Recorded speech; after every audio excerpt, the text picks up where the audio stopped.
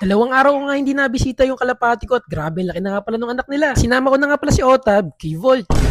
At ngayong araw nga, hindi pa nga ako kaya kay pakaramdam. Gawa na may sinat pa nga ako. Kahapon kasi, hinilot nga pala ako. Sobrang taas kasi, nang lagnat ko nga, muntik na nga ako dalhin sa ospital din. Pero ang pinagtatakaan ko nga lang, bakit wala naman ang kubot sipon? As in lagnat lang talaga, at napakasakit nga ng ibang parte ng katawan ko. Kaya naman pumunta na nga ako sa manghihilot at dun nga, grabe, sobrang guminhawa nga yung pakiramdam ko. At lumabas nga rin sa pagtatawa sa akin na may nagambala nga raw ako. Sagot ko naman wala naman ako ibang ginagambala maliban lang kay Hamtaro. Pero yun na nga, eto, mabagal lang ako talaga niya, naka-timelapse na kaya mabilis. Hindi nga kasi talaga ako sanay nang walang ginagawa araw-araw. Pag nakaiga lang kasi ako, feeling ko napaka-unproductive ko. Anyways, bago pa man din nga yun, gusto ko nga pala mag-shoutout sa mga fan nga pala natin ito. Solid mga followers natin. Kay Bossing John Glenn, yan, all the way from Bustos, Bulacan. Tapos kay Sir John Louis Reyes from Water Nation, Hagonoy, Bulacan. At grabe, pati nga si Jumaldi Umarol all the way from Holosulu. At grabe, umabot pa ng Mindanao, kay Kirby Caballes. Pati na rin si Sir Dave Ramon from Antipolo Rizal. Sa araw-araw na ginagawa nga nating video, nakikita ko nga napapanood din kung ano nga yung mga reaction nyo at nakikita ko nga din kung gaano karami at kalayo ang inaabot ng mga videos natin. Nakakatuwa lang kasi balikan, iniisip ko yung dati-rati ko nga lang, masaya na ako, maka 100 views lang ako.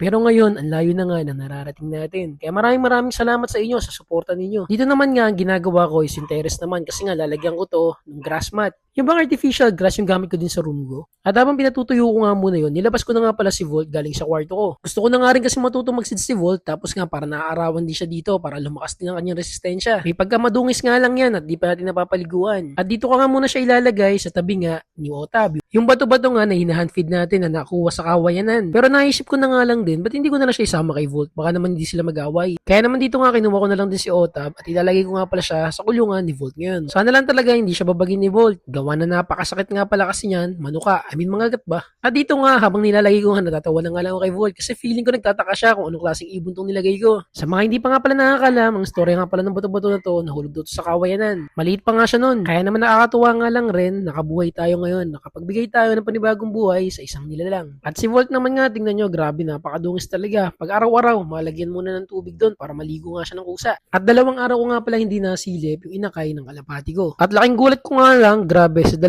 araw lang na di ko pagsilip. Tingnan nyo naman ngayon, grabe guys, napakabilis nga lumaki. At talagang mukhang confirm na nga yung kulay niya. May puti talaga guys. Mukhang throwback nga ang mangyari kasi yung magulang nga nito, wala naman kasi ganitong kulay na halong puti. Hindi rin naman siguro siya nasa lisiyan ni Fort. Ano kaya maganda yung pangalan natin dito? Ito nga pala yung kauna-unahan natin, inakay, ngayong taon. Nakaklabring na nga rin pala to ngayon. At naalala ko na nga lang, may isa pa nga pala akong kalapating babae kaya naman kinuha ko nga itong lalaki. Titingnan ko nga kung ano magiging reaction pag nilagay ko siya doon. Ito nga yung isang binigay sa atin na babaeng kalapate at dito nga ilalagay ko na nga itong lalaki na isang barako ko. At grabe, paris na nga siya. Tingnan nyo na may gagawin niya dyan. Oh. Sa ngayon kasi, wala pa nga ako mahanap na kaparis ito. Tingnan nyo naman, paris na paris siya. Sinusubukan ko nga rin itong lalaki kung sasampahan nga niya kasi parang magpaparis sila. Oh. Hanggang sa laking gulat ko na nga lang sa nangyari kasunod dito. Gawa ng ito nga yung nangyari. Inaway nga pala siya ng lalaki na to. Grabe, stick to one talaga siya. Mapapasanol ka na lang talaga. Kaya naman tinanggal ko na nga lang din dito yung barako at nilipat ko na nga lang ulit sa kanyang kulungan. Pero ako nga talaga yung nagtataka kasi tingnan niyo naman to, grabe yung barako niya. Lalaki kaya yun o babae talaga? Sabi kasi sa akin nagbigay sa akin, babae nga daw to. Pero tingnan niyo naman, ba't bumabara ako? Kayo ba mga bossing ko, tingin niyo, ano to, lalaki o babae?